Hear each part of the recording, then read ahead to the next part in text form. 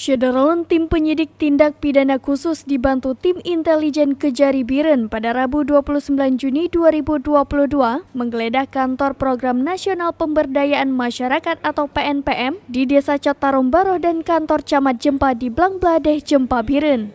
Dari penggeledahan tersebut, tim Kejari mengamankan uang 484 juta rupiah lebih dan menyita berbagai dokumen pelaksanaan program tersebut.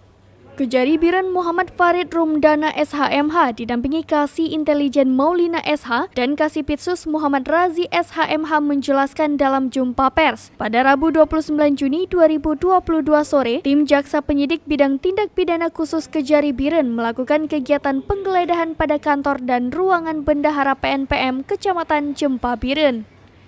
Setelah menggeledah dua kantor tersebut, tim Jaksa Penyidik didampingi Ketua Badan Koordinasi Antar Desa atau BKAD Biren Zulkifli dan Sekretaris BKAD Ansari Putih menuju Bank Aceh untuk mengamankan uang kas PNPM sebesar Rp454.500.000 milik PNPM yang berada di dalam rekening Bank Aceh atas nama SPP PNPM Kecamatan Jempa. Selanjutnya uang tersebut dibawa ke kantor PNPM Jempa kemudian dilakukan penyitaan terhadap uang dan dokumen. Sebelumnya, tim Kejari Biren dalam penyelidikan telah menyita uang Rp30.093.000. Total uang yang diamankan tim Kejari seluruhnya Rp484.593.000. Penyitaan uang tersebut terkait dengan penyelidikan dugaan tindak pidana korupsi dana simpan pinjam.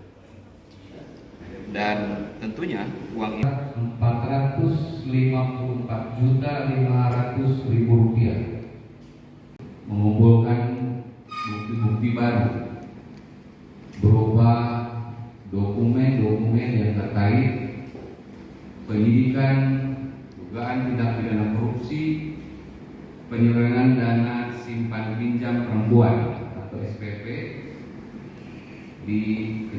pada tahun 2022 pada program nasional pemberdayaan. Dari Biren, Yusmandin Idris, Serambi On TV.